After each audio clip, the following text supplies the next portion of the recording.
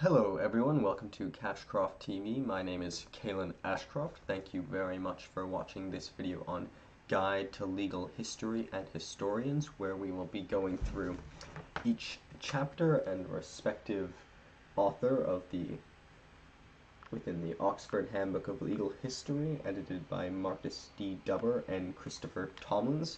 Today we will be covering chapters 35, being Roman Law by Clifford Ando, and chapter 36, Medieval Canon Law by Karl Shoemaker.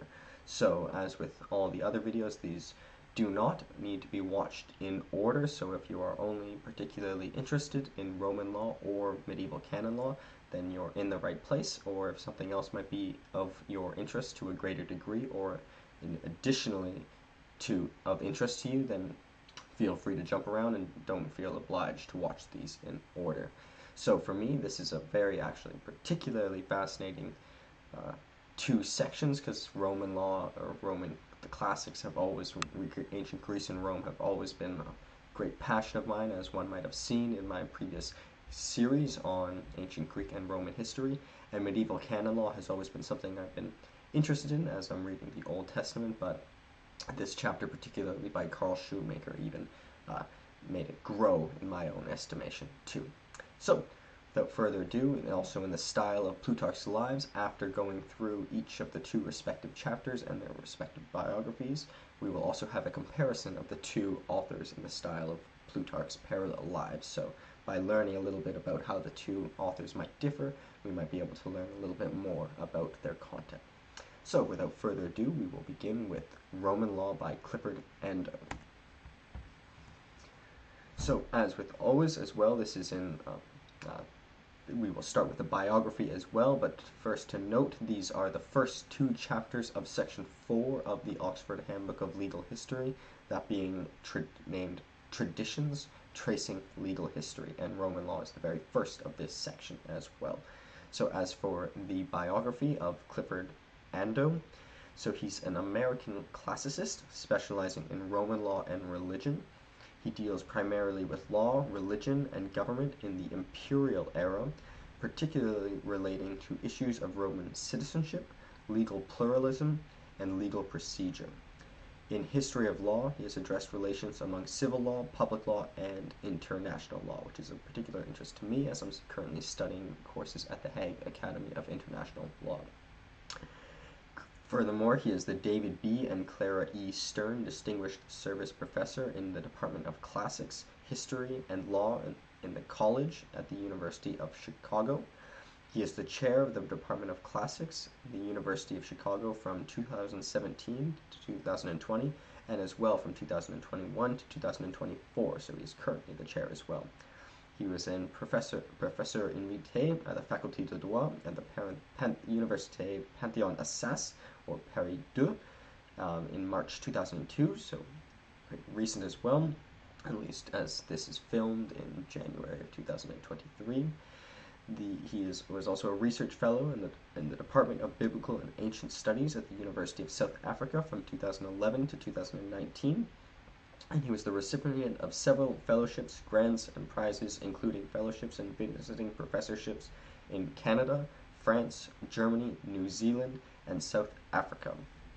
He has a bachelor's degree from Princeton University, receiving it in 1990, and a doctorate from the University of Michigan, receiving it in 1996, which happens to be the year I was born as well. In 2008, he was among the faculty members who questioned the establishment of the Milton Friedman Institute at the University of Chicago, and his current projects include a study of Latin as a language of the law and a study of legal theory in context of weak state power. He's the general editor of the Roman Statutes Renewing Roman Law, a collaborative project that will produce a new edition, translation, and commentary on all epigraphically preserved Roman laws, a very extensive work. And he's been supported, and this is supported by grants from the Gladys Kriebel Delmas Foundation, the Nober Collegium, and the National Endowment for the Humanities. Some of his books, particularly that In Progress with Mirko Cannavaro and Benjamin Straumann, the Cambridge World History of Rights, Volume 1, titled the Ancient World, where there will also be general editors, Nahal Buta, Anthony Pagden, and Mira Siegelberg, and it will be published by the Cambridge University Press. So I urge you, as I myself, will look out for this. Also with Thomas Habeneck and Giulia Sissa, A Cultural History of Ideas in Classical Antiquity, Volume 1, in A Cutlery of Ideas, with Sophia Rosenfeld and Peter Stux as editors, published by the Bloomsbury Publishing in London in 2022, so also quite recent. And thirdly, with Miles Levant, and also, in addition, as mentioned on the slide we have above, Roman and Local Citizenship in the Long 2nd Century, published by, as with the Oxford Handbook of Legal History, published by the Oxford University Press, the New York office in 2021. So without further ado, we will go through his chapter in section 4 of the Oxford Handbook of Legal History, titled Traditions, or the section is titled Traditions Tracing Legal History, and his chapter is chapter 5 of the textbook titled Roman Law. So as for the introduction, he opens up stating, Roman law as an academic field is flourishing today. It does so in conditions of unprecedented diversity as regards linguistic, disciplinary, and national context. Its present condition and future trajectories will to a large extent be determined by intellectual developments exogenous to Roman legal history, as such as questions, methods, and concerns of other fields inflect the practice of jurists and historians in the Roman tradition. But, he notes, the present and the future of Roman legal history will also be shaped by tradition. So a sort of retroactive, or a sort of the past implying upon the present, but also the present forces implying upon the academic tradition. By this, he gestures at the fact that Roman law has been a system of practice and field of academic study for over 2,400 years, and the contours of contemporary study are inevitably the products of complex, imbricated historical factors. The non-codification by the Romans of the classical period on their own public law, solutions taken in the classical period and later to resolve conflicts among sources of law, very different from antiquity, the codification in late antiquity of academic jurisprudence regarding private law, the ongoing prestige of Roman civil law in medieval and late medieval Europe, which made it a resource for analogical argumentation in both public and international law, and much else besides. What follows, the author seeks to evaluate the contribution made by some of these factors to the Roman legal history as a contemporary endeavor, with an eye to, but without prediction regarding its future. So that is the introduction, and all very exciting things, but as you see, there was sort of a period where the Roman law, as we'll get to shortly, but briefly gloss over it, there was a period when Roman law was not codified, and then there was a period when the private law got codified, and then there was a period of Roman law tradition was sort of seen as prestigious across Europe, so then it grew again, perhaps even to heights it didn't, but it was still building off the codification of the later period, but Roman law wasn't necessarily codified throughout all of its history. But this will all explain it in more detail as following the trajectory of our author here, Clifford Ando. So section 2, after the introduction, is titled Historical Self-Consciousness in the Roman Legal Tradition. So he notes that the Roman legal system had already felt old by the insider participants and theorists in the 1st century BC. It's important to note that Rome, generally the period of Rome, covered from 300 BC to about 400 AD. There's I'm recently watching the movie The Fall of the Roman Empire, published in 1964 by Anthony Mann, and he notes that in part it was from Rome fell over a very long period of time, unlike it almost took 400 years for it to fall, but it wasn't one distinct thing, but nonetheless it was a very long-lasting empire, and it's about the birth of Christ was about in the middle. It is in part from, and some people mark the birth of Christ as the start of the fall of the Roman Empire, perhaps. But nonetheless, and they recognized Roman legal tradition even in the 1st century BC as old, or because in part there was a linguistic change over the period of Rome. They believed the codified in the mid-5th century BC in the so-called 12 tables. So they did codify Roman law in the 5th century AD, which is sort of part of the latter period of Rome to begin with, Justinian, for example, and by the dawn of the classical jurisprudence and Roman philosophy in the age of Cicero. So looking back at the age of Cicero, or Cicero looking back at the time, it already seemed old because of the linguistic change. And Cicero lived from 106 to 43 BC.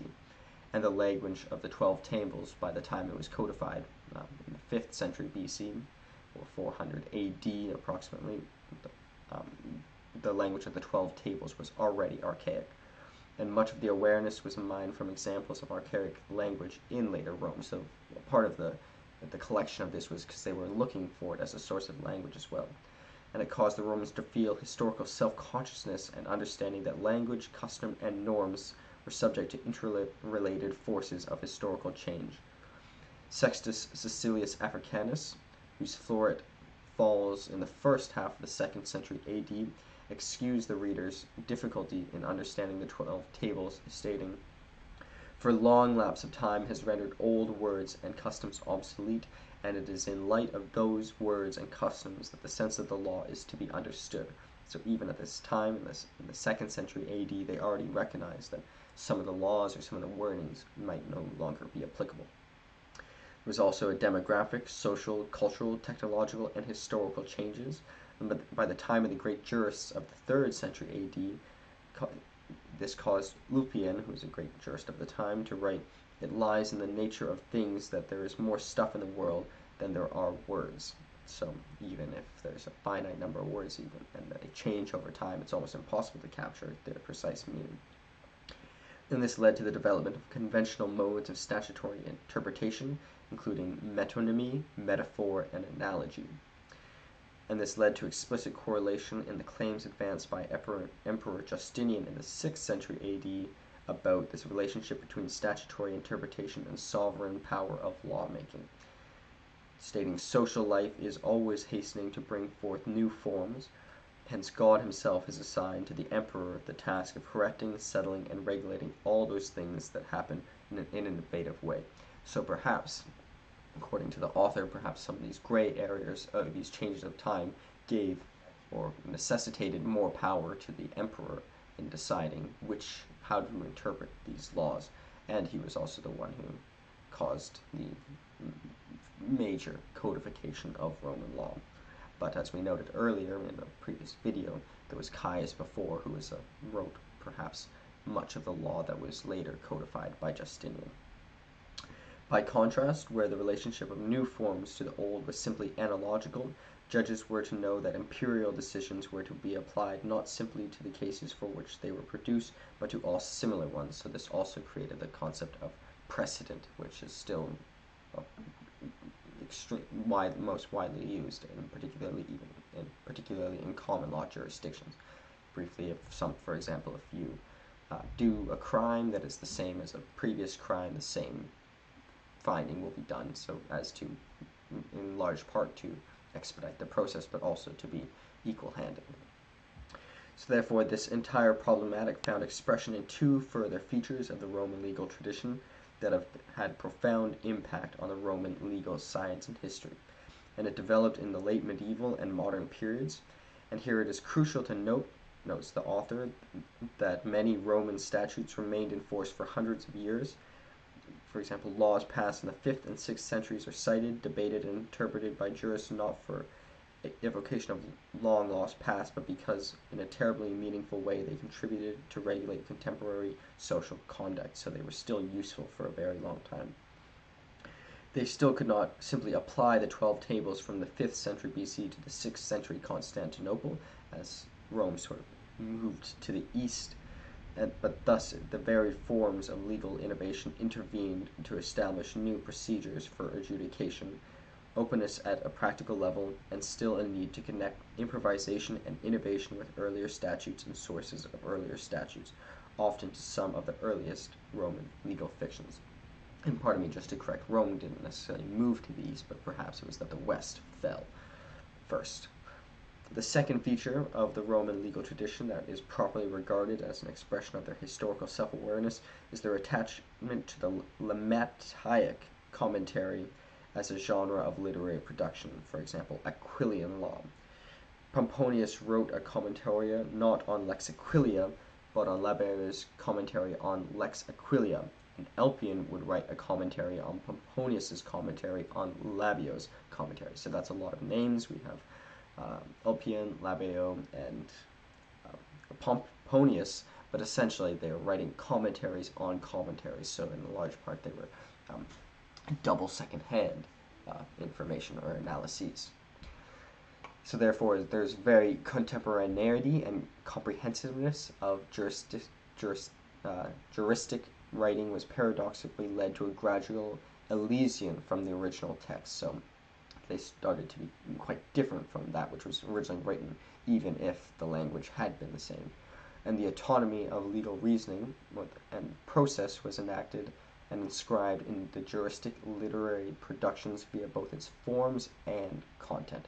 So there was also pressure to make it more doctrinal because of all this confusion, so both in the processes and in the content. And therefore the preconditions for scholarship of the autonomy of law were firstly the changes in the surroundings in time and translations in time. So they needed, or it was almost a necessity to make law somewhat autonomous to account for this changes over time.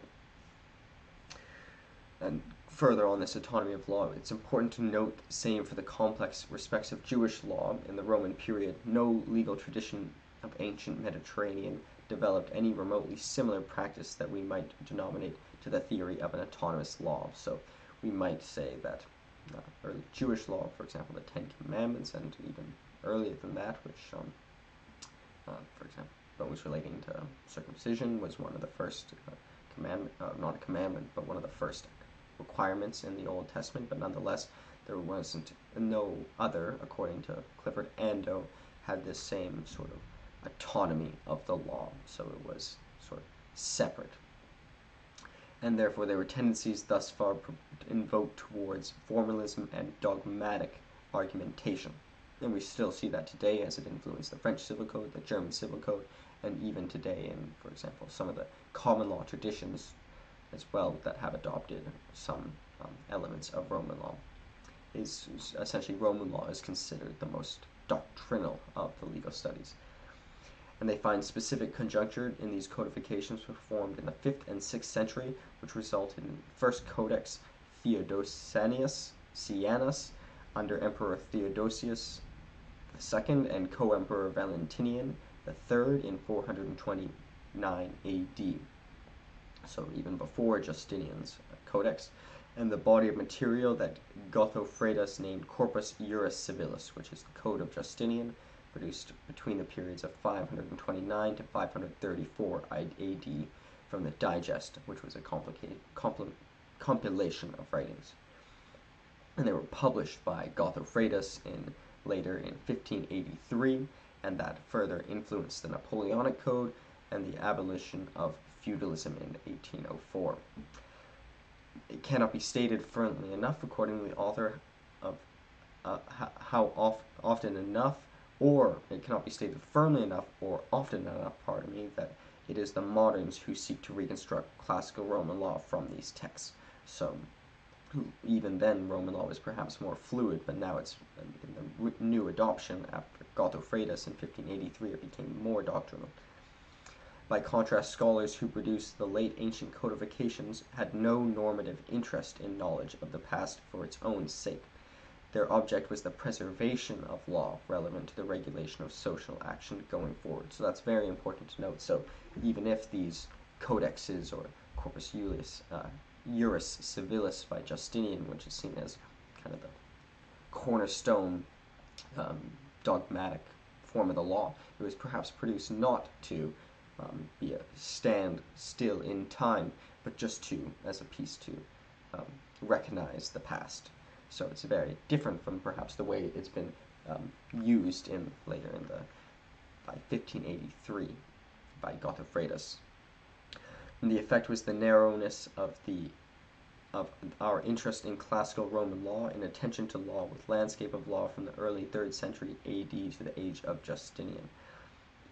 So there was a certain art. We have a narrow focus if we just look at these texts as well and look at the surrounding climate, which the authors were aware of, so perhaps they didn't need to include it.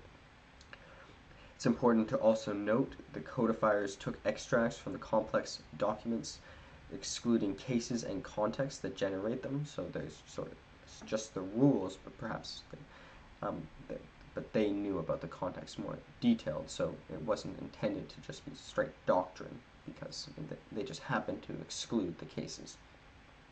There was a similar process in the 6th century in the Digest as well, and there were biases as well. For example, elaborations on the challenges in many cases, but they preserved, but very rarely and nearly exclusively when the emperor himself was a participant to the deliberation. So this is like if we only maintained histories from Supreme Court decisions, for example, and neglected those of later courts. And if some society many years from now were to look at our laws and only look at the Supreme Court decisions, it would be evidently lacking. There was also a jump from the reign of Justinian in the 6th century to the so-called rediscovery in Roman law in the High Middle Ages. For example, Godofredus in 1583, so jumping from the 6th century with Corpus Juris Civilis, or the Code of Justinian, all the way to 1583. And it is not figured prominently in historical legal Roman law, so it's kind of often glossed over. Namely, for example, the neglect of Spanish Roman law in the Siete Partidas, which was produced in the reign of Alfonso X of Castile in from 12 in who passed away in 1284. So even then, that is still 600 years after the time of Justinian, but nonetheless it is in the middle, or at least before Godofredus in 1583. And in favor of the Italian and French institutions and scholars between the 11th and 13th centuries. So perhaps Spanish law was neglected, but the Italian and French, who later brought the Roman law back after the Spanish, are more favored for some reason. So therefore it's not a smooth history. And no scholar has done more to demonstrate the value of the work in this vein than Jan Thomas, according to Clifford Ando. And neglect of the work of the Anglophone scholarship will hopefully be remedied by ongoing translation project. So there's almost a double neglect here, in that they're neglected by perhaps the other nations too, but then also it has to be translated in English too, so it's a double neglect. But according to Clifford Ando, Jan Thomas is the one who's really at the forefront of bridging this gap between Justinian and Godofredus. The study of the Roman legal tradition between the 11th century and the Code of Napoleon, to choose two broad bookends, he notes, offers two further dividends. One is an obvious corollary to the notion that we cannot view Roman past except through the landscape of the intervening centuries, namely that the modern civilian tradition, the modern law of Europe, and its post-colonial epigones. And it cannot be understood as formed in some unmediated fashion from Roman law. And in spite of fantasy advanced in the 19th century historicists, whom contributed substantively to, or ideologically, to the writing of national codes, such as Germany, which was also even more incorporated more Roman law than the Napoleonic Code, and then later influenced those such as Japan and Korea. The second dividend that be recognized through this gap, this period between the 11th century to the Code of Napoleon, or to use two bookends, is the dividend paid to modern scholars of ancient law is for present purposes may be regarded under the banner of humanist philology, and that's the humanist study of language or languages. And as with this, with scholarship of figures like Petrarch, Vala, and even Nico, what was at issue was the perception of historical distance between the classical world and present, and along many axes, including those of language, culture, and norms, and changes over time. So even if, for example, to sum up this last section, this section, if we were to track all the changes between the 11th century, or even from, he used the two bookends, the 11th century and the Code of Napoleon, but I would personally extend it to the 6th century, all the way up to the Code of Napoleon. Even if we collected all the laws, we would still need to recognize the changes in language, culture, and norms over those periods. So while the influence of leading figures such as Frederick Karl von Savigny, who is extremely important, as we've discussed in previous lectures, who brought Roman law to Europe, and Rome is in Europe, but who brought it to modern Europe, Bernard Windschild and Rudolf von Schering, also important from Germany. It's impossible to overestimate, according to Clifford Ando, in their efforts to indoctrinate, codify the German civil code. And the prestige of Roman law was not in the least the legal education, but also in legal theory and comparative law. And therefore, it's essential to correlate to investigations of this kind how those contexts of study and use affected even notionally disinterested forms of scholarship. So it is still important to recognize those doctrinal individuals such as Karl von Savigny and Rudolf von Schering, but nonetheless there are more things to look for. Moving to the next section, section 3, titled Modern Trends. So the focus thus far has been the onset of the deeply interrelated issues, such as the form of autonomy won by the Juris in the 1st century BC, and impelled the developments of genres in legal writing and forms of jurisprudential argument that favored decontextualized, internalist, and hyper-rationalized forms of reasoning. So there was this necessity of autonomy that sort of streamlined the law during this period. And this is one of the main purposes of, as we've discussed, formalists in the U.S., who also endeavor to have an autonomy of the law, which is also perhaps in defense of the legal branch of society. Yet changes in the Rome institutions, language, and culture cause modes of interpretation, forms of analogical reasoning, theories of language, and practices of abstraction. Endnotes: herein lies the affinity between Roman law as a system of imperial law and rabbinic law as a law of diaspora, or therefore scattered across regions separate from geographic place of origin. So the difference here noted between Roman imperial law and rabbinic law, which might also be seen as doctrinal, is that rabbinic law was spread over a larger area, whereas Roman law came from the capital, Rome, or later Justinian in Constantinople. And finally, the codification of Roman law in late antiquity, especially the 6th century in Justinian, had a normative rather than historical ambitions, which is, as we noted, perhaps they did not have a normative approach, but in fact had a historical ambitions. So just wanted to track what was going on. And it is important to note Roman law tradition, namely the analytic jurisprudence and dogmatic historiography, had both epistemic and political affinities with interests that delivered the textual source materials of Roman law to medieval and modern Europe.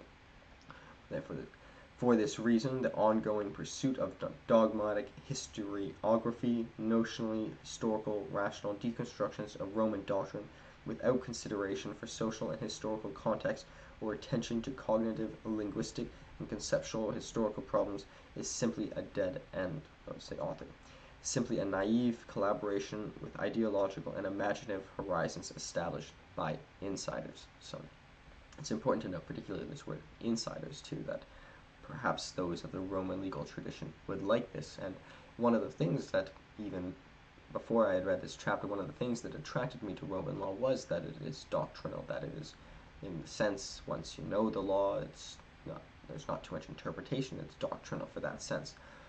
But perhaps that's not even what the Romans intended, and perhaps it's a misapplication, but also perhaps it is something that the insiders themselves want. So additionally, many kinds of legal material have not been codified or subject to commentary in the classical antiquity, nor edited with excerpts preserved from the later Roman Empire.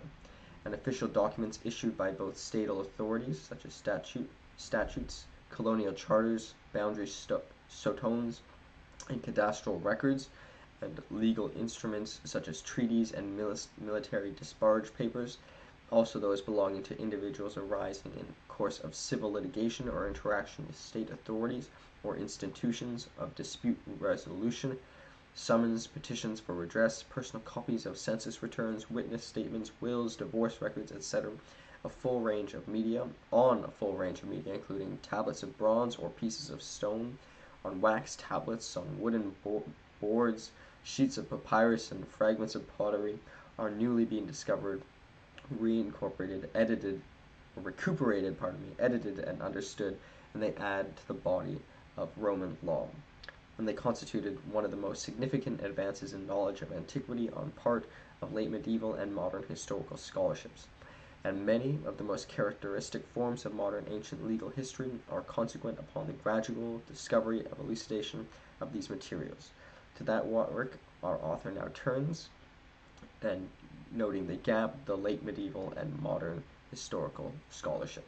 So this is perhaps new technology, and particularly it seems the work of archaeology has greatly influenced that of Roman law. So it's kind of exciting. One of the, not to go on too much of a tangent, but one movie that really inspired me growing up was Indiana Jones. He was an academic, but he really, got into the dirt and stuff, and archaeology was, I don't know, very fascinating, but it's also just interesting to see that it's still, they're still finding much, and it's still contributing greatly to the modern trends in Roman law, and it's particularly important too, especially to address its doctrinal aspect and maybe ease it down a little bit. So next section 4, public law. So one of the curiosities, the author Clifford Ando notes, of Roman legal tradition is the powerful unwillingness of Romans to codify their own public law. So in Alexis de Tocqueville's On the Old Regime and the French Revolution, which is one of my favorite books of all time, Alexis de Tocqueville is one of my absolute favorite authors. He also wrote Democracy in America, which I recommend reading before On the Old Regime and the French Revolution. He notes at the end, which I kind of stuck with me, I thought about it for a long time, he said that they mastered the civil law, but they neglected the public law, and he notes that the Roman was a slave law that neglected the political law. So I thought that was strange, that, and furthermore, it's also been noted that perhaps the larger Roman tradition in the German civil code before it was amended led to much of the authoritarian state that became, in particularly in the Second World War. But nonetheless, Alexis de Tocqueville many years before observed that Roman law was a slave law because it had no neglected the political. And therefore, from my analysis, or what I believe in, as we'll see, I believe Clifford Ando indicates as well, is that if by keeping the public law uncodified, the emperor or the leaders or the senate, or whomever it may be, but particularly the emperor, would be more free. He does note few are the modern states without written constitutions, with the UK and Israel probably the most prominent cases. And the German basic law for the Federal Republic of Germany, its constitution, was founded in Bonn in May 8th, 1949, post-World War II. So it must be noted that when I do say the German Civil Code was more doctrinal, it was adjusted or changed in 1949 after World War II. The historical study of the operation of the public power in Rome therefore requires specific forms of investigation, because there are few modern states that do not have written constitutions, the UK and Israel being the most prominent. The Roman case further also resembles the United Kingdom, supposedly in another crucial respect, in that the Romans had a robust tradition of writing charter both for colonial foundations and for non-Roman towns recognized as Roman communities as a matter of public law. So they were both very enterprising states and had many colonies as well, so that makes it actually rather similar to the United Kingdom. And they were willing to write constitutions for others, interestingly enough, but they simply chose not to impose a constitution on themselves, or a public law on themselves. And despite the paucity of source information consequent upon the ancient ideological tradition, interest in Roman public law has been intense and continues unabated. So people are still very fascinated, and particularly fascinated because it seems to be almost not very limited. And it may be understood within a number of frameworks, which Clifford Ando nicely lays out for us. To begin, it's essential to understand Roman public law has long been cited and continues to be discussed in a normative argument for reasons of history, prestige, and its nearly unique status as a democratic republic that became a long-lived republican monarchy. And it must be noted that it was a monarchy before it was a republic, and then it also became an empire too, but he doesn't explicitly say that, but it's obviously, he knows that, and it's implied here. The tradition commences in the late 12th century, when figures like Portius Azo unfolded particular understandings of Roman terms like imperium, the magisterial power of command, so as to shape contemporary debate on relationship of imperial and local sovereignty. Colder Rienzo referenced Lex de Imperio Vesperiani, published in AD 69, and the imperial dignity of Vespian, the emperor, and it applied to the 1st century AD to the author's own day, that being Cola de Rienzo. Karl Schmid and Giorgio Agamben used Roman history to commentate on the nature and danger of emergency powers, such as the War Measures Act, which was replaced by the War Emergencies Act in 1988, and Benjamin Strauben, the constitutional thought in response to Rome's inability in the late Republic to constrain magistrates in office and to create extraordinary magistrates. So these are some of the criticisms that we see. Firstly, the too much power of the Roman Empire, but also their inability to constrain magistrates in office and create extraordinary magistrates as well. So perhaps this lack of public law maybe even caused its decline. Another way to look at this is also an inquiry of Roman public law as a historical matter understood as wrestling with consequences of method.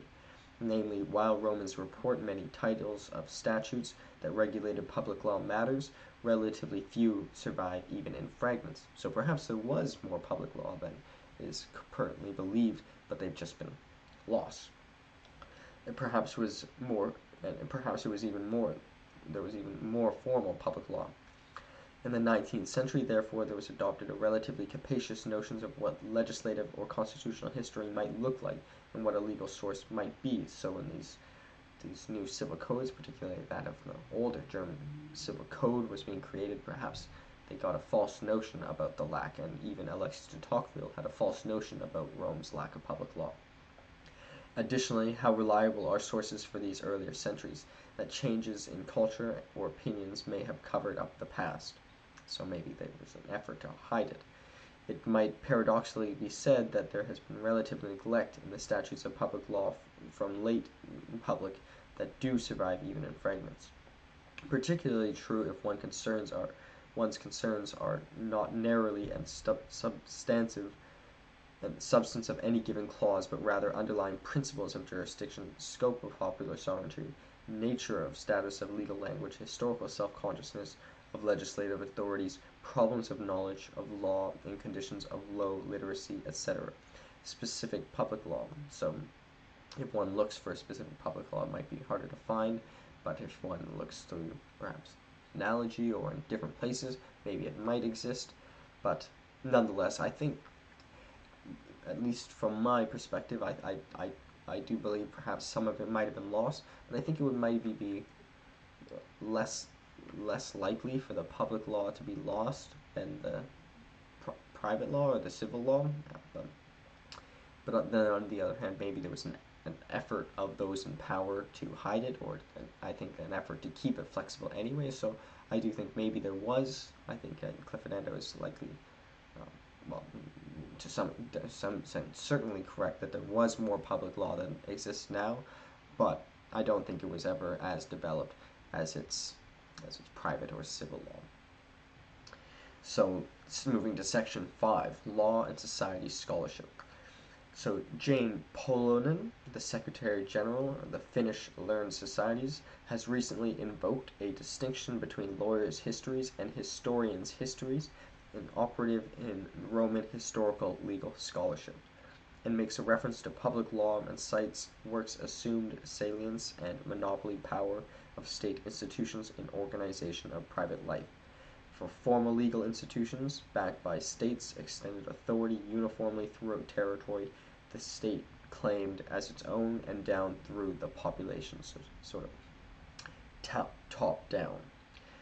And it traces the dominance of assumptions to aspirations of legislators and theorists of the state who declared positive, preeminent, above all other sources of norms, and whose ideal codification would provide a gapless, rationalize, and hypostasize, and treat or represent something abstract as a concrete reality. So, or a system of rules. So there's these lawyers' histories and historians' histories. So perhaps the lawyers' histories are perhaps biased in favor of making this sort of trying to fit things together when they don't necessarily go properly together, whereas a historian's maybe would be more commentary.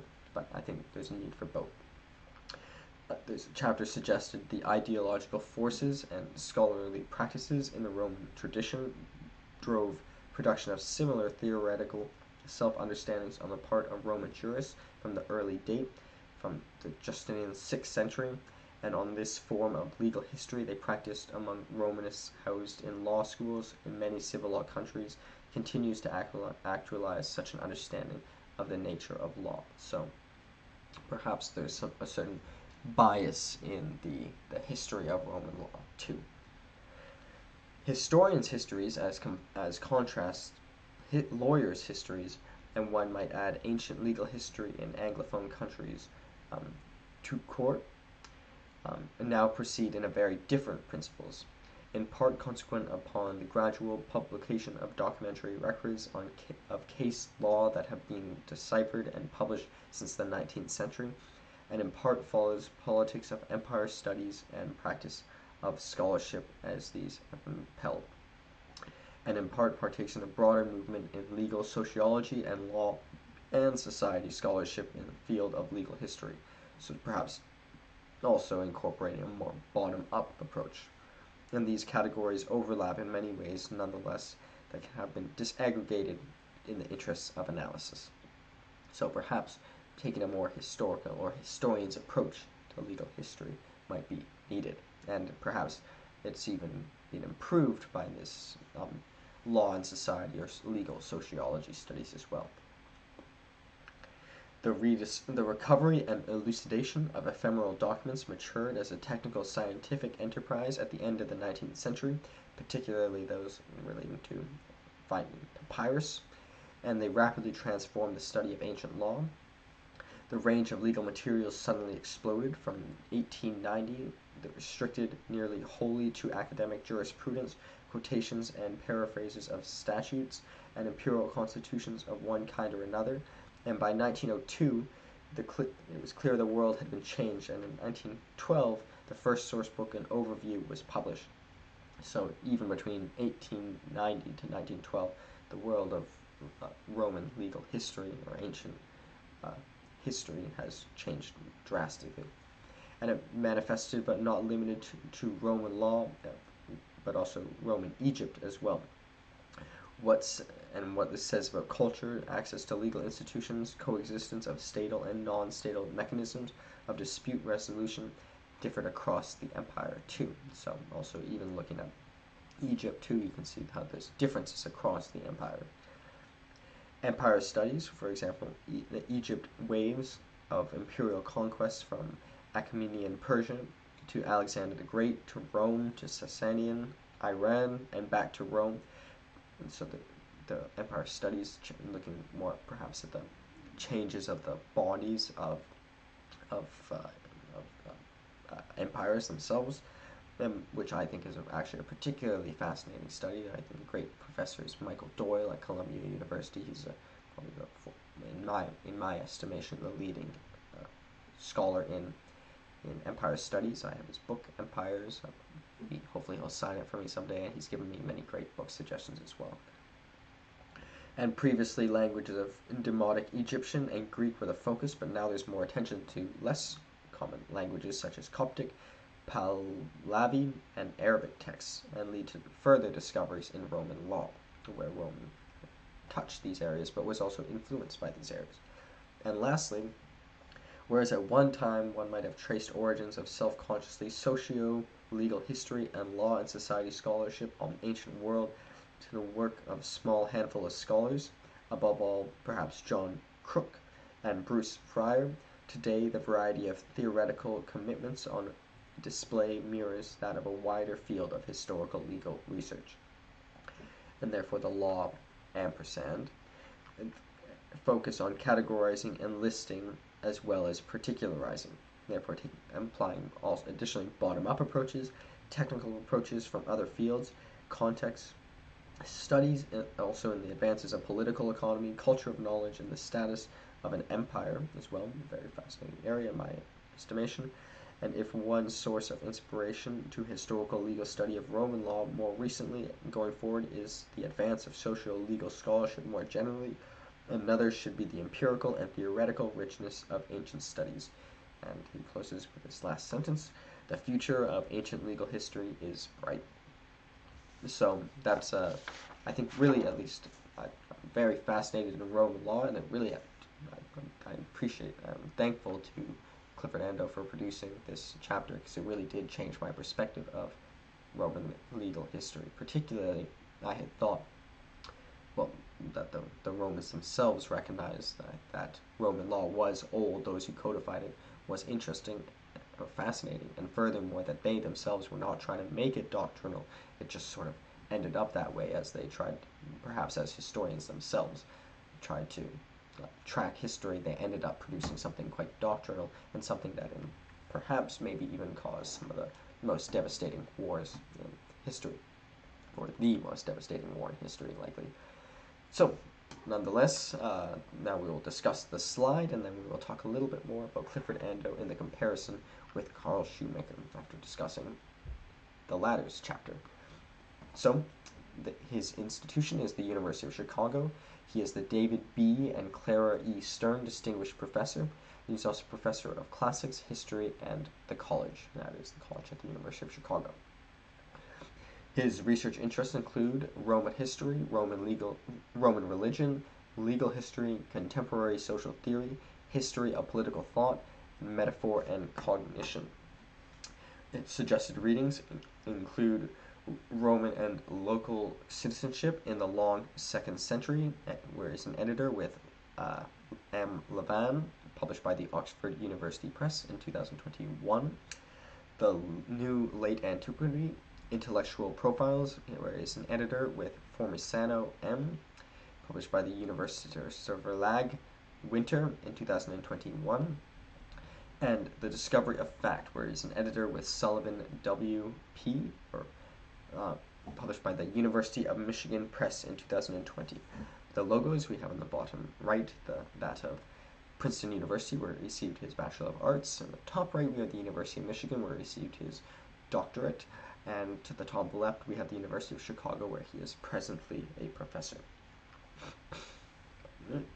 And as for the quotes from this chapter, firstly, Roman law as an academic field is flourishing today. It does so in conditions of unprecedented diversity as regards linguistic, disciplinary, and national context. Next quote: the Roman legal system was already felt to be old by insider participants and theorists of the 1st century BC. Very important distinction. Next quote: one of the curiosities of the Roman legal tradition is the powerful unwillingness of the Romans to codify their own public law. Few are the modern states without written constitutions. The United Kingdom and Israel are probably the most prominent cases. And fourth and last quote, if one source of inspiration to historical legal study of Roman law more recently and going forward is the advances in socio-legal scholarship more generally, another should be the empirical and theoretical richness of ancient studies. The future ancient legal history is bright. Should I get that? The future of ancient legal history is bright. So that's great for me because this is something I'm particularly fascinated with. So once again, its chapter is chapter 35 of the Oxford Handbook of Legal History, titled Roman Law, the first chapter of part 4, Traditions Tracing Legal History. Now moving to the chapter by Karl Shoemaker, chapter 36 of the Oxford Handbook of Legal History, titled Medieval Canon Law, in part 4, Traditions Tracing Legal History.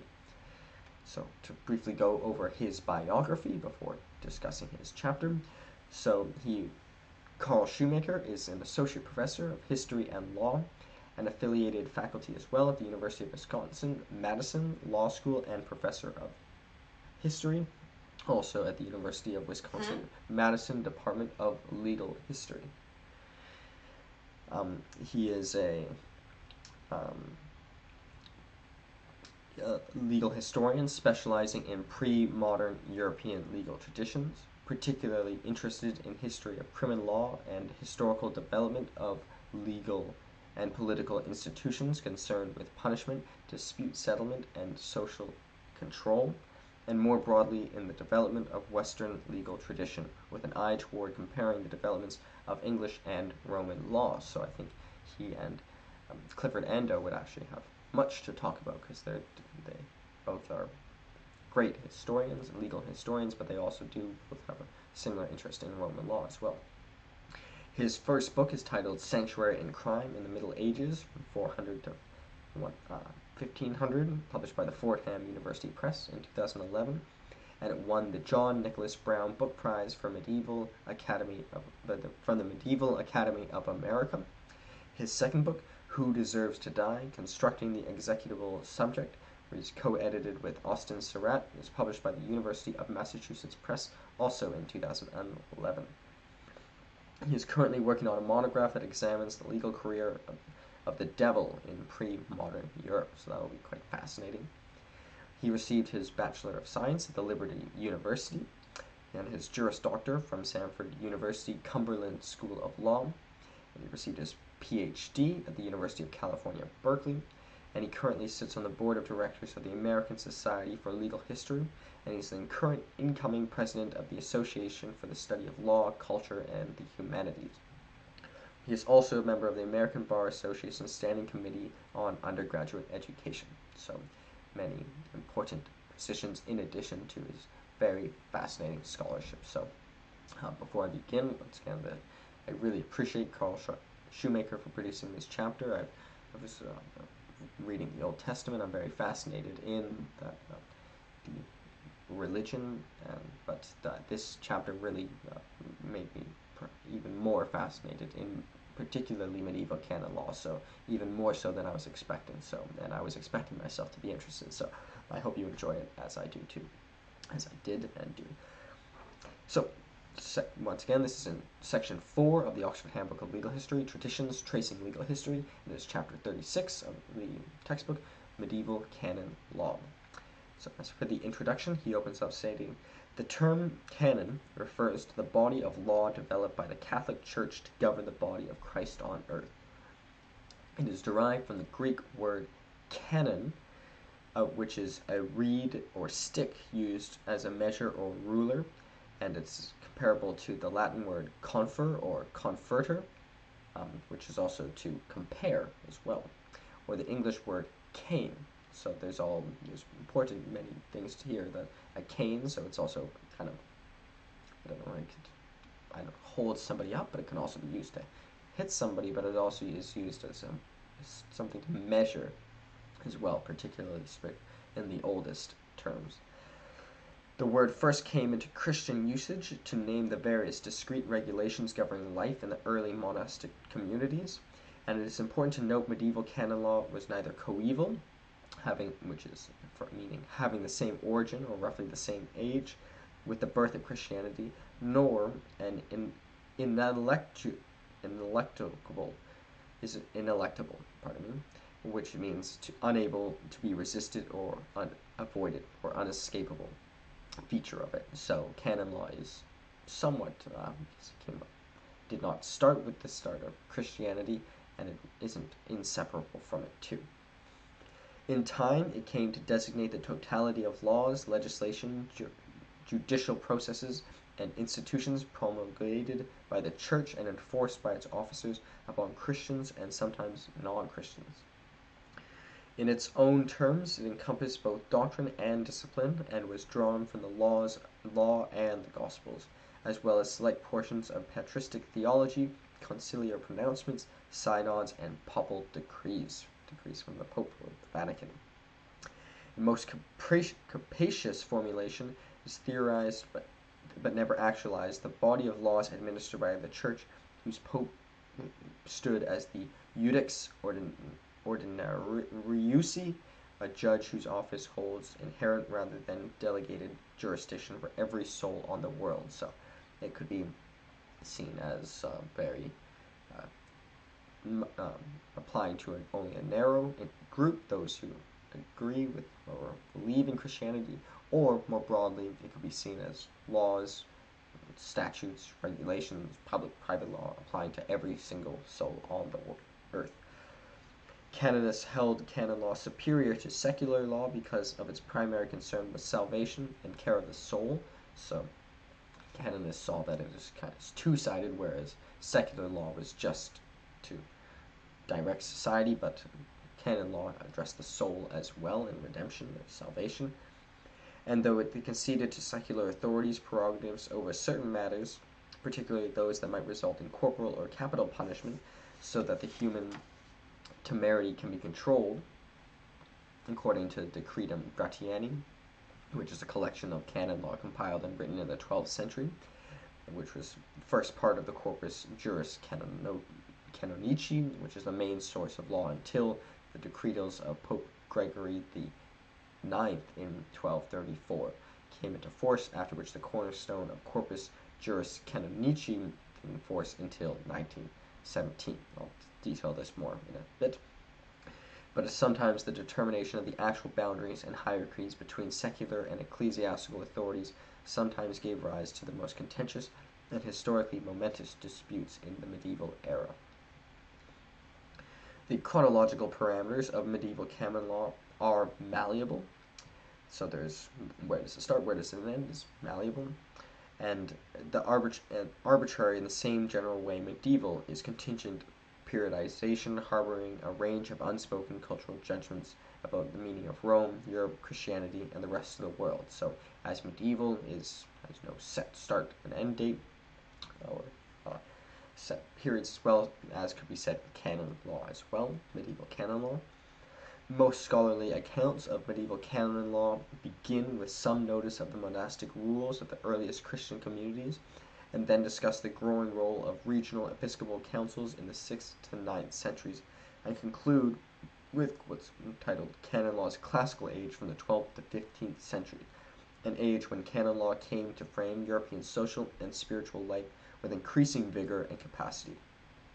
The legal machinery for defining, exposing, and punishing heresy, and the development of just war doctrines, and the institutional means to define and discipline sexual deviancy, the reform and development of criminal law processes and doctrines, increased judicial oversight of marriage, and increased legal control of entry into religious life. So this classical age gained much more powers.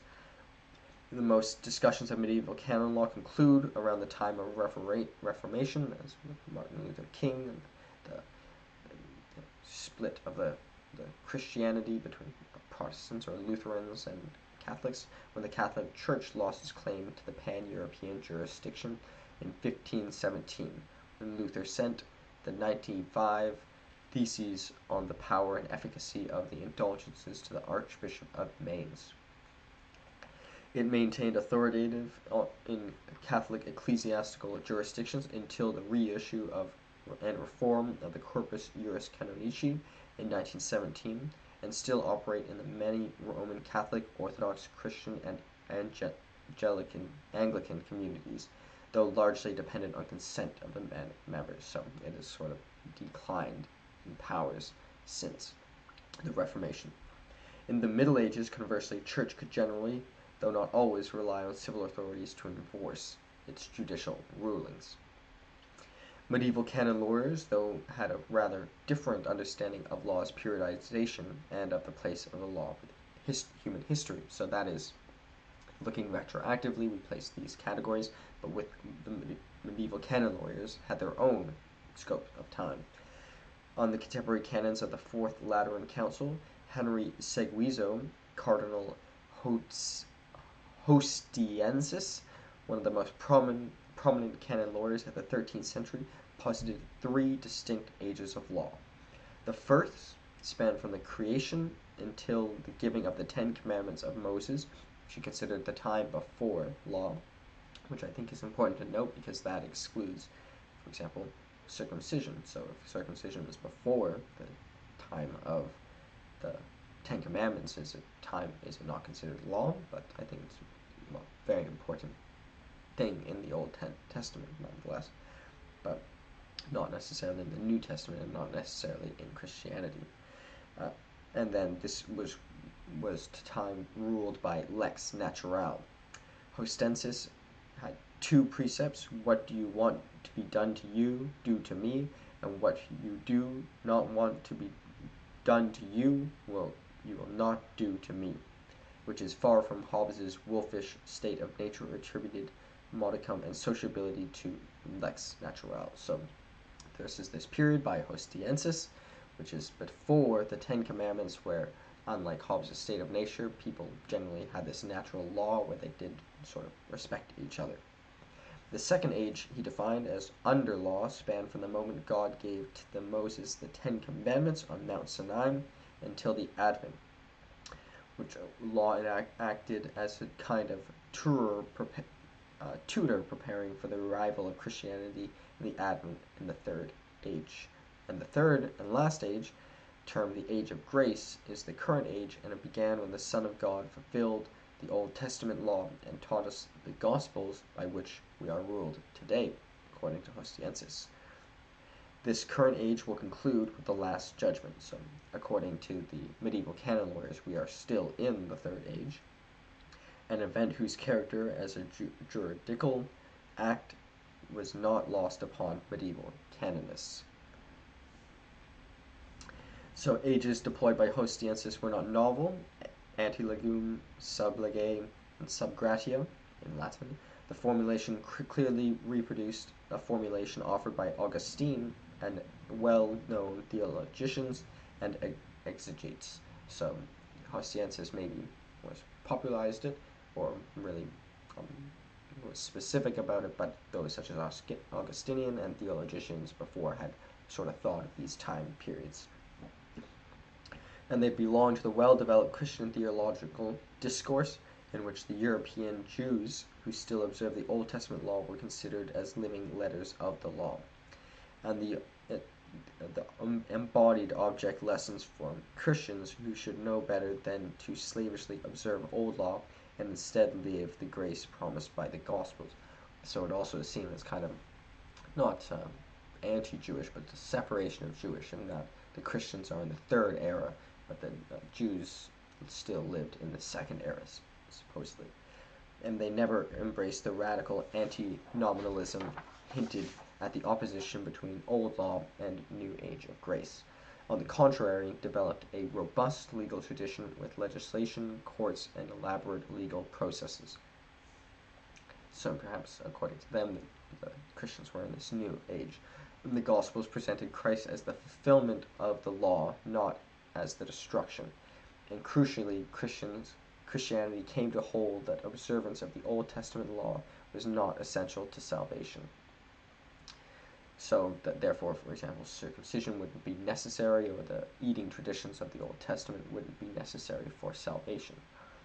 After some initial doctrinal controversies, dietary restrictions of old law were abandoned, as well as the requirement for male circumcision, thereby reducing a significant barrier of entry to the new and growing religion, and still found it necessary to establish rules and processes to govern themselves. Such rules were as yet nothing like the immense body of law and commentary that would later become in the Middle Ages, but the Age of Grace turned out also to be an age of law. And so, starting with this, sort of in response to the Advent, or in response to Judaism, there's perhaps this necessity to create laws to replace the old ones.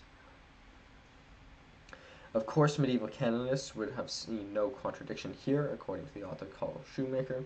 First, in that medieval canon lawyers did not understand their discipline to be bounded by the 3 ages of law that the Hortensius delineated, but they rather came to teach that canon law transcended all 3 ages. Just as human history would end in the Last Judgment, Christian theology also taught that human history began with the crime and legal process. So, in fact, at the Garden of Eden, not the Advent, that medieval canonists located as the inception of their discipline. According to Stephen Tournai, a passage from Genesis told how, as many have probably read, and myself in Genesis, the first book of the Old Testament, how Adam was charged with the disobedience by God for eating the forbidden fruit was described as a legal process. Adam, in fact, had also attempted to claim exceptio by claiming the criminal countercharge against Eve as well. So it was perhaps according to the first legal process. And the woman that gave me as a companion deceived me, and thus I ate. And Adam, thus a legal actor, invoked a legal form of process. So though these canonists do recognize these 3 ages, they did not seem contradictory, because they saw law still existed throughout all the ages. And therefore, a litigating, or what we commonly call the form of pleading, appears to have arisen in paradise. And Tournai lifted this account from the glossator Paucapalia, who leaves us the earliest surviving glosses on Gratian's Decretum, and finding common law in the Garden of Eden was commonplace of classical era of the medieval canon law. But by finding origins of canon law, processes in sacred history, canonists invested canon law with 2 foundational tributes. First, the canonists can claim canon law historical priority that concepted with theology in a rank of sciente, and second, it claimed that canon law stood above the 3 historical ages of law, encompassing, according to Hortensius, both the new law and the 3 ages of law. In this view, canon law was not the creation of human actors, but rather a subdivision of divinely revealed law, and coeval with the foundation of the world. So, while we are in modern times don't see canon law as coeval with even the founding of Christianity, the canon lawyers themselves saw it coeval with the foundation of time. Without a source of secular enactment, canon law could claim supremacy over laws made by kings. So, therefore, this thought process strengthened the power of canon law. Moving to the next section, titled Harmony. In its own terms, states the author, and that of scholarly tradition, the classical age of canon law was characterized by harmony, or at least a harmonizing impulse. Gratian's Decretum, produced sometimes in the second half of the 12th century, sought to harmonize a discordant mass of legal texts into coherent volume, so something like the process of Corpus Justinian, or Justinian's Corpus, and announced in its long title a concordance of discordant canons. So they're trying to address a discordance, trying to make concordance from discordance, even in its title. And according to Stephen Cooter's famous thesis, the 12th century canonists confronted dissonance throughout the textual tradition inherited from the Church Father and the first millennial of the Episcopal Council, and in response to harmonize legal sources, ecclesiastical institutions, and as a mystical body, and at the head the mystical figure of Gratian. So Gratian is sort of somewhat mystical, who is possibly a monk, likely teaching at the University of Polonin during the first decade of the 12th century. So I think I kind of see a parallel here with Blackstone, who was also a teacher as well, but later became so influential on the production of law in England. But if he was not a teacher himself, the text was very popular with teachers who quickly adopted it. Some claim he was even a bishop, but there's the evidence, according to Karl Shoemaker, is not satisfying. And many portions of Decretum seem suited to classroom exercises, if only because the hypotheticals seem so outlandish. Though likely the work of more than one person as well, so maybe Gratian was more than one person. I think kind of a parallel here is Shakespeare. Like, did Shakespeare do all the plays? I believe so, but also with Gratian, maybe Gratian did not create the entire Decretum. And the form we have received in it is quite certainly the result of two and possibly more recensions. So at least it has certainly been edited or modified by another, or added. And as Anders Winroth has shown, the second recension contains significantly more Roman law material than the first, so hence in the author, Karl Shoemaker's interest in Roman law too, and also perhaps maybe helping bridge our gap between the time of the 6th century BC or Justinian all the way to, as we said, there was a lot of neglect of Roman law, but maybe we can find it in canon law. That would be an area of exploration. Decretum is curious as a law book because it's not a compendium of statutes, and it contains little that looks like legislation. None of it looked like the core texts of Roman law that were also being studied anew in Europe's emerging universities.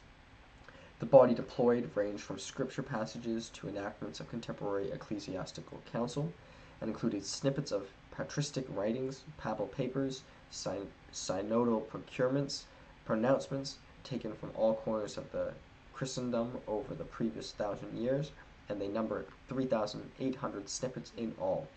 The first part was known as Distinction and was separated into 101 sections, and the first 20 are comprised of didactic materials offering definitions of natural law, secular law, common and canon law, among others, and the remaining distinctions deal with general matters of the church, discipline, and administrative orders. The second part has the 36 causae, hypothetical cases constructed the purpose of establishing the legal propositions and reconciling discordant sources, which has a distinctive smell of a classroom, notes of the author. And the third part, added soon after the first recension, De Consecration, name, deals with sacraments and worship, and strongly influenced by the kind of things done by Peter Abelard had done with theology in the controversial Sigenom, though Gratian rarely left discordant authorities open-ended in the way Abelard had, and similarly trying to reconcile the sources of Romanists and Bologna Roman sources, and occasionally offered dicta laying out preferred reading and reconciling contradictory sources. So once again, kind of smelling like a classroom material here, but that does not discount it. That might make it more important, or at least more qualified in terms of its structure. Decretum was was first compilation of canonical sources as well, but there were a relative small number of compilers preceded Gratian, such as Anselm of Lucco, Ivo of Chartres, Alger of Liège, I think, and possibly through an intermediary source Isidore of Seville. And with exception of Isidore, other canonists Gratian relied upon were active in the late 11th and early 12th century, but Gratian's was by far the most ambitious attempt to compile sources, deal with inconsistencies, and establish a priority between canons issued by episcopal councils and decrees issued by the papacy, and offered what was essentially a populist vision of canon law. So it also maybe led to the centralization or led to the papal authority. The episcopal councils mattered, but only insofar as they had received by the Roman Church. So therefore it had also this smell of Roman doctrinalism, as previously discussed. Prior to the 11th century, there was little will to produce a canonical collection of the size and scope of the Decretum. Still earlier productions of canonical texts, since the Roman Empire first recognized and endorsed by Christianity, and thus episcopal councils gathered to address issues facing Christian communities, and in doing so sometimes issued rules. The earliest concerned with defining the correct doctrine as well as defining proper scope of pastoral care, particularly in regard to orphans, widows, and the imprisoned, and they included production of penitential handbooks to guide priests in administration of penance and absolution of sinners.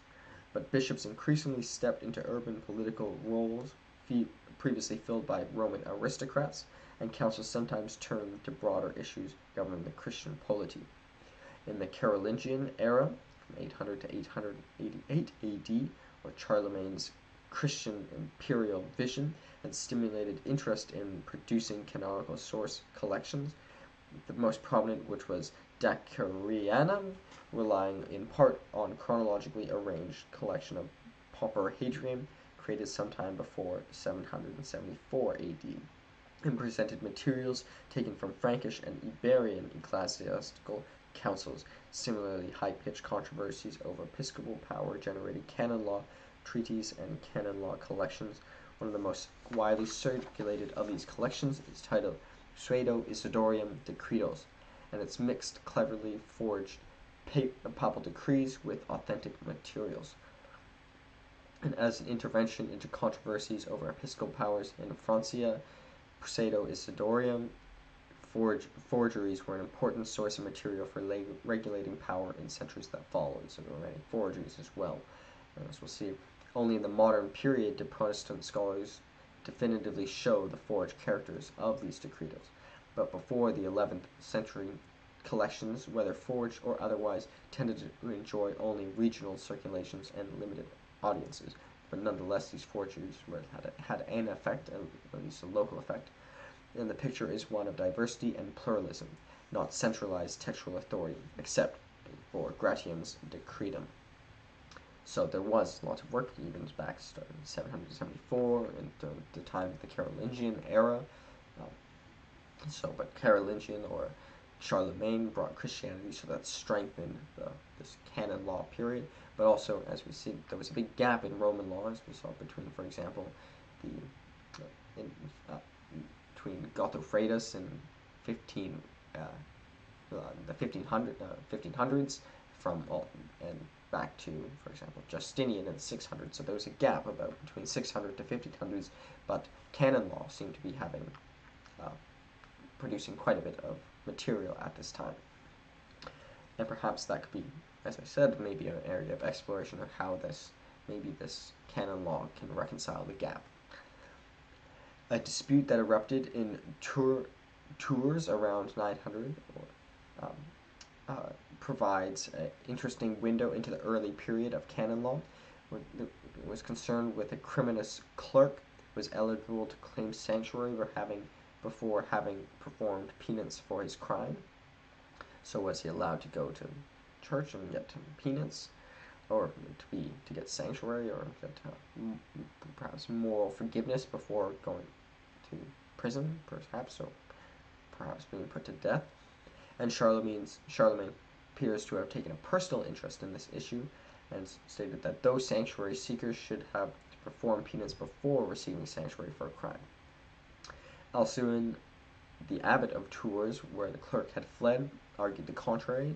In response preserved in the letter, how can it be said that a guilty sinner should not be received by the church? If sinners cannot enter the church, perhaps there may not be found a priest who can say mass in it. So it's kind of supposed to be somewhat of a joke, but it's actually, well, not, I don't think a joke, but somewhat an exaggeration, but nonetheless, if one cannot go to church to redeem themselves, then how could they? A lot of them could never enter in the first place. And the response provoked Bishop Theodulf of Orleans to respond, wielding passages of the Thodian Code, Irish and Frankish canon law collections, and Visigoth and Salic royal law, to argue that sanctuary protections should be more limited and required penance before admission, stating that Alcuin's position was more fully supported by the canonical authorities is less important than how the incident highlights the lack of any unified textual basis on canon law to settle such questions in the 9th century. So there is, although this is a pretty fascinating topic, conceptually, there was no foundation to direct that even Charlemagne was getting involved. Moving to section 3, titled Disharmony, so that was the harmony of it. As scholars have noted, notes the author, the harmonious successes of the canonists in consolidating their text base and laying the ground for an increasing professionalization of the discipline contributed to dissonance as well. One such site in professional competition between canonists and theologians, so the competition between canonists and theologians was a source of disharmony. And it emerged in part out of the divide between those who understood the church as a pastoral institution and those as a rigorously hierarchical administrative entity. In a famous passage of De Consideration, composed around 1148 AD, and perhaps within a decade after the appearance of Decretum, Bernard of Clairvaux, as former student Bernard of Pisa, having the same first name, who had by then been elected Pope Eugene III, 1145 to 1154, so Pope from only 9 years, but nonetheless from Pisa, Pope Eugene III, stating, "Therefore, when do we pray? When do we teach people? When do we edify the church? When do we mediate the law? However, every day in the papal palace they make such a noise of laws, but of Justinian, not the Lord." And remarks put a sharp in contrast to the pious understanding of the law claimed in the 12th century, and theologians and pastors and the crass understanding of laws attributed to canon law. In Bernard's view, that is, Bernard addressing the Pope, the Lex Domini Immaculata was concerned with the conversion and nurturing of the soul, while Legis, preferred by canonists, caused strife and scoffing, pond and subverted judgment. And therefore Bernard wondered how the Pope, a pastor and bishop of soul, could tolerate the litigious prattle that beset them daily. So he did not think the Pope should be so involved in these legal matters, such as perhaps overly particularness. And this litigious prattle increased reliance on Roman law sources, decreased reliance on scripture, and seemingly abandonment of pastoral care might be understood as one gauge of the relative ascendancy of canon lawyers with the administrative hierarchy of medieval papacy. He lamented the 12th century, and by the 13th century papal penitentiary had developed to the size that incoming petitions and outgoing penances and absolutions, which numbered in tens of thousands per year at that point, were almost entirely submitted and responded to in writing than by going directly to Rome. So it's sort of decentralization. And personal audience and pastoral care had given way for massive bureaucratic enterprise. Men trained in the law were needed to run it, and centralization of process, but decentralization of location. That's how I would classify it. So they are perhaps centralizing it because they're sending all these lawyers away, but decentralization in terms of the actual where the work is being done. Therefore, Bernard's criticism, echoed by others, some of the greatest theologians of the Middle Ages, weighed in to mark disparaging remarks about the canonists and their perceived legalism, such as Albert the Great, in midst of the doctrinal disputes concerning the sacraments, remarked that canonists do not know how to solve objections, they know only how to make them. Thomas Aquinas, I have a lecture on, chastised professors of theology who scored the little glosses of the Juris for authority when they ought to turn their attention to divine rather than human judgment. And later Dante followed Aquinas when he lamented that the study of the Gospels and the great doctors suffered, while the margins of the Decretos were full of scribbles. Tension between theology and canon law seems to have emerged simultaneously with the development of the new universities, which the 13th century had dedicated faculties to the study of canon law. Therefore, it was decentralized but also doctrinal as well, and the self-standing discipline no longer a branch of theology as of the 12th century, and the much of rivalry between the canonists and the theologians. The competition for preferments was increasingly tipped in favor of the lawyers in the 14th century, and also aggravated the rift and impartial opposition, and noted by decreasing number of students who took degrees in both canon law and theology since the 13th century. So first thing, one thing that contributed to it is that there are two separate forms of study. One must pick theology or canon law, and furthermore, the canon lawyers seem to be getting more success in getting positions in the papal authorities, so people were deciding just to study canon law, so which increased the antagonism. And specialization and professionalization of canon law in the 14th century coincided with fewer trained in both sciences. It is possible, of course, to exaggerate the conflict between the theologians and the canonists. The theologians who can criticize canon lawyers maintain respect for canon law itself, and much of the criticism aimed at careerism and legalism among canonism, in part, at least as a consequence of the success canonists increasingly enjoying in positions within the church. So they might have respected canon law itself, but they kind of not the people who are sort of getting more positions they wanted. And they responded to each other on questions regarding marriage, the sacraments, credo, legal personhood, whether canonists or theologians were better suited to rule within the church. So they did communicate, even though they were perhaps disagreeing. And whether canonists themselves responsible for increasing litigiousness of the Middle Ages is doubtful. Medieval legal historians have shown a range of feuding and disputing practices that long flourishes in Europe were increasingly channeled into legal processes. External factors as well, what the canonists can be credited from this erecting the architecture by which many of these forms of disputing form from violent self-help to ad hoc forms of negotiation and arbitration were brought within increasingly consistent form. And they also relied heavily on Roman lawyers, who in the 12th and 13th century labored mightily to reinstate legal processes of the learned Roman law and to get rid of old modes of proof that still relied upon in many courts in Europe. So there's external factors as well that are creating differentiation between the canonists and theologians. The Roman law, so was Roman law a bigger cause, but it was not directly a response to theologians. So moving to section 4, last before the conclusion, titled New Processes. So the author, Karl Shoemaker, starts with this quote, the old mode, by himself, however, the old mode of proof that most vexed Roman and canon lawyers was the divine ordeal.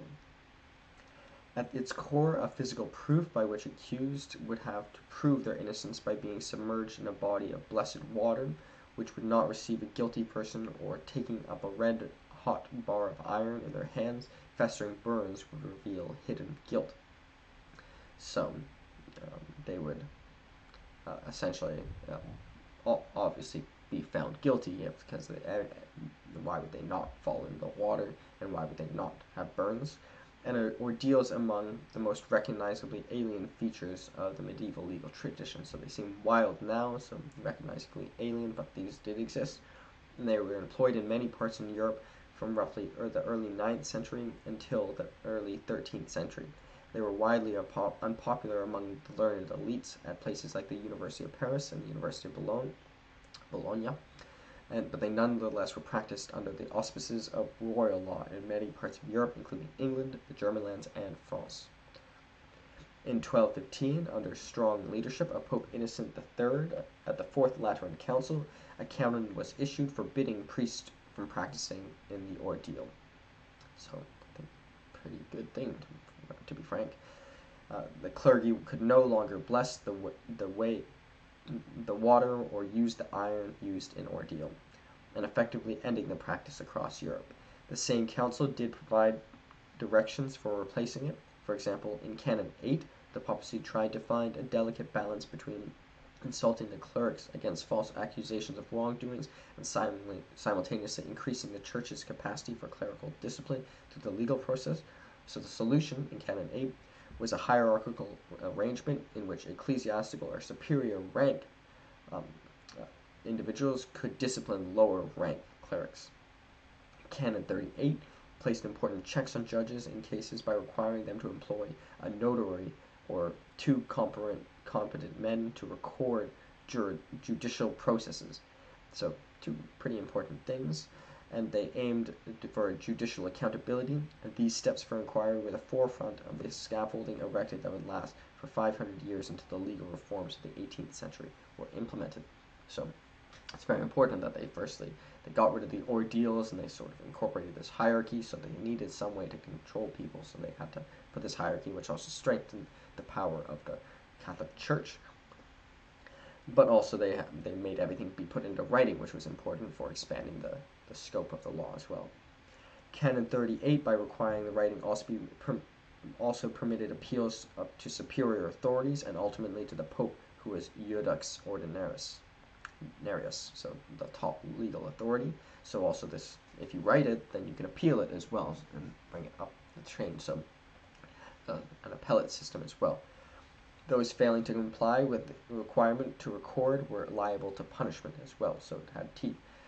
Taken together, these two canons represented canon law's response to the end of the divine ordeal, and also called centralization, or the so-called inquisitorial model of litigation took on increasingly judicial character. So two, I think, rather good reforms by Pope Innocent III and the Fourth Lateran Council in 1215 AD. Papal lawmaking also became an ever more important factor in canon law. In the 1190s, Bernard of Pavia gathered nearly 1,000 papal decrees into 5 books. The first 5 more decretal collections. The first 5 were decretal collections, and the growth of the decretal material presented a huge challenge, because there were counterfeit decretals as well. Papal Curia was becoming increasingly anxious to defend against the growing forged decretals. So in 1234, Pope Gregory IX authorized promulgation of the Gregorian decretals, known collectively as Liber Extra, recognized important shift in how canon law was made by the Church, included over 2,000 papal decrees and continued, and papal legislation more than a recourse to the sources of Gratian had labored to harmonize, so sort of doctrinalized it, and was the focus of canon lawyers going forward, so to address these forgeries. In the early 14th century saw 2 more major collections issued, not nearly as large as Liber Extra, and they also had judicial and legislative canon law. So not only is it judicial, but it also has a legislative component, which sort of maybe is a different from secular law, where secular law is that perhaps legislation should be separate from the judicial sector, but canon law encompasses both with them. So, moving to section 5, the conclusion. So the classical era of medieval canon law witnessed several important historical transformations. Canon lawyers may have understood the profession already present in the Garden of Eden, but abandonment of the ordeal and reliance on inquisitorial modes of trial represented a monumental change in how law was practiced, and judgments were made not just within canon law, but within the Western legal tradition. So this inquisitorial model, as we see, is much like our appellate court system, and the concept of tracking documents is all very, very important. Similarly, the secular states around it in the medieval papacy operated in an increasingly state-like ways. So as they sort of got legislative powers, they started to act like a state itself, and the states also responded and learned themselves as well. The Pope issued legislation, ecclesiastical courts applied, and lawyers who by the 12th century could professionalize in canon law represented the growing throngs of litigants who sought legal decision in church courts. So it became increasingly legalized, so it's kind of as we see in particularly in the Americas, according to Alexis de Tocqueville, but the lawyers sort of started to run the church, or the canon lawyers at least. And the textual methodological tools canon lawyers deployed were products of great intellectual transformations of the 12th and 13th centuries, and they honed them with exquisite precision in the following centuries. And they may have been the age of grace, according to Hortensius, but it was also an age of lawyers and law. So I found that chapter absolutely fascinating, and I hope you did, and I hope you maybe have increased fascination in medieval canon law or the work of Karl Shoemaker and or religion or more broadly. So I thought that was, thank you very much, Karl Shoemaker. That was a fantastic chapter. So to discuss the slide, and we'll talk a little bit more about the author in the comparison. So the institution, University of Wisconsin-Madison. His position, professor of history, and he's also on the board of directors of the American Society for Legal History. Research interests include history of criminal law, historical development of legal and political institutions concerned with punishment, dispute, and settlement, and social control. Suggested readings include Who Deserves to Die? Constructing the Executable Subject, published by the University of Massachusetts Press in 2011. Sanctuary and Crime in the Middle Ages, 400 to 1500, published by the Fordham University Press, also in 2011. Germanic Law in the Oxford Handbook of European Legal History, edited by Phila Jamaki H. and Marcus Dubber, and Godfrey M., published by the Oxford University Press in 2018. So I think this is important to note because he was in the Oxford Handbook of Legal History, and he was also in the Oxford Handbook of European Legal History. So, and Marcus Dubber was the editor of both of these textbooks, so they must have a relationship. And as we'll see with the logos, he did his undergrad studies at Liberty University, his law studies at Cumberland School of Law, his doctoral studies at the University of California, Berkeley, and his current institution, the University of Wisconsin-Madison. But the University of California, Berkeley, that's also where Christopher Tolman's taught, so maybe he also has a close relationship with both Christopher Tolman's and Marcus Dubber. But likely, they certainly know each other, being a contributing chapter in their great textbook. Karl Shoemaker has a very fascinating contribution. To the quotes, first quote, the term canon law refers to the body of law developed by the Catholic Church to govern the body of Christ on earth. Derived from the Greek word canon, the word came first into Christian usage to name the various discrete regulations governing life in early monastic communities. Next quote, for we should recognize that what would develop into medieval canon law was neither coeval with the birth of Christianity nor an intellectual feature of it. Although, as we know, not part of the quote anymore, we note the canon lawyers themselves did believe that canon law existed with the beginning of time. Although us as historians looking at canon law itself must recognize it did not exist at the start of Christianity, or at least medieval canon law itself. Third quote, canon lawyers may have understood their profession to have been already present in the Garden of Eden, but the abandonment of the ordeal and the reliance on the inquisitorial modes of trial represented a monumental change in how law was practiced and how judgments were made, not just within canon law, but within Western legal tradition. So, very, very important. And as we noted, no longer part of the quote. Also influenced by Roman elements, but also it influenced the West itself. It may have been an age of grace. This is the last quote, last and fourth quote. It may have been an age of grace, but it was also an age of lawyers and the law. So, a nice quote as well, because Hortensius said they were in the age of grace, but evidently they were also creating lawyers and law. And it was very fascinating, laid out by Karl Shoemaker. So once again, his chapter is in part 4 of the Oxford Handbook of Legal History, titled Traditions Tracing Legal History, and it is chapter 36 of the Oxford Handbook of Legal History, titled Medieval Canon Law. So, in the style of Plutarch's Parallel Lives, a brief, or I'm not trying to make it brief, but sometimes the comparisons are longer than others, even in Plutarch's Lives, not to go into too much of a tangent, but some of his comparisons are actually very short compared to the content of his chapters, because that sometimes they're very similar, sometimes they're very different, and it varies. So, but nonetheless, this is the comparison of Clifford Ando and Karl Shoemaker. So, Clifford Ando studied his undergrad at Princeton, then he did his graduate PhD at the University of Michigan, and currently teaches at the University of Chicago. Karl Shoemaker did his undergraduate studies at Liberty University as a Bachelor of Science, then he went to Cumberland Law School, and he received his PhD at Berkeley University of California, Berkeley. He currently teaches at the University of Wisconsin-Madison. So something to note is, unlike not necessarily all of these authors, both of these two authors do have PhDs, but also, unlike some of the authors do, some of the authors don't, Karl Shoemaker does have a Juris Doctor, but Clifford Ando does not have a Juris Doctor, so Clifford Ando is not necessarily a lawyer, even though he's highly experienced in the law. But like many of these authors, some have PhDs, some have law degrees, some have more practical experience. They vary, but the similarity here is that they both have PhDs. The difference is that one, Karl Shoemaker, does have a law degree, but Clifford Ando does not. But that doesn't say anything less about Clifford Ando's understanding of the law. They both have their entirety of their education in the United States.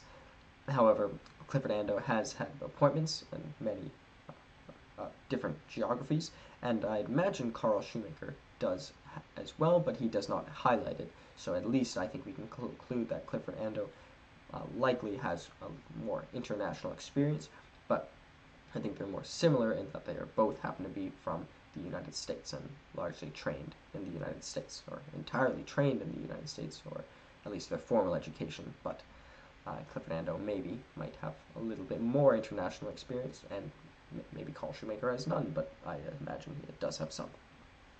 They're both in the section of 4 of the legal traditions, so they're both commonality there in that they're both, whereas some of at least the previous few videos or lectures have been about modern legal thought.